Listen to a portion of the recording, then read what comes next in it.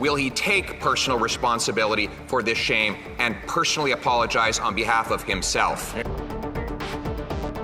behalf of all of us in this House, I would like to present unreserved apologies for what took place on Friday, and to President Zelensky and the Ukrainian delegation for the position they were put in. For all of us who were present to have unknowingly recognized this individual was a terrible mistake. It was the personal responsibility of the Prime Minister to invite President Zelensky to the floor of this House of Commons. It was his personal responsibility to make sure it was a diplomatic success. It was his personal responsibility to continue to lead the government that has the security, intelligence, and diplomatic agencies that could have and should have vetted all individuals who were present and recognized. Yet, this Prime Minister allowed for a monumental, unprecedented, and global shame to unfold in this chamber. Will he take personal responsibility for this shame and personally apologize on behalf of himself? On behalf of all of us in this House, I would like to present unreserved apologies for what took place on Friday, and to President Zelensky and the Ukrainian delegation for the position they were put in. For all of us who were present to have unknowingly recognized this individual was a terrible mistake and a violation of the memory of those who suffered grievously at the hands of the Nazi regime.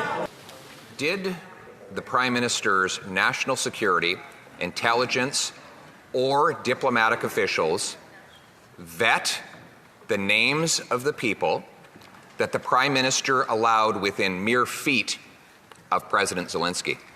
Mr. Speaker, the privilege and responsibilities and rights of parliamentarians are sacrosanct, and that the Leader of the Opposition would be suggesting that any visitor to this House should be vetted by the government of the day is actually a grievous attack on the rights and privileges of parliamentarians.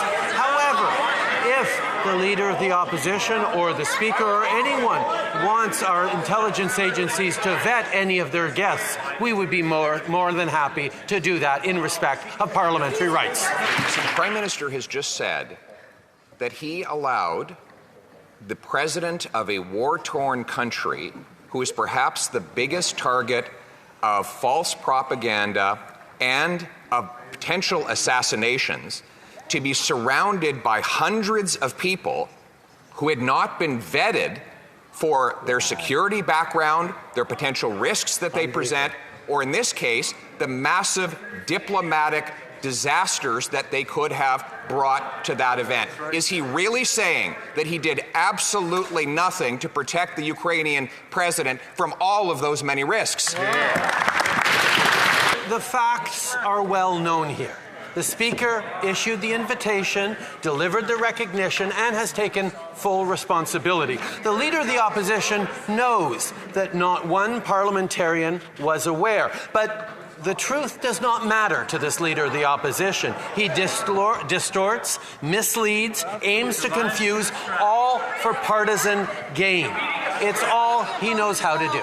Again, he deflects blame and responsibility for his personal failings. It is the duty of the Prime Minister to protect our diplomatic reputation. It was therefore his duty to ensure that his diplomatic, intelligence, and security forces ensured there was no one who could potentially present a danger either to the reputation or to the physical safety of the people present at such a massive international event. Right. But today, he said he did none of those things, and instead, after he found out about it, he hid in his cottage for 3 days. Is that what it means to take responsibility for this Prime Minister?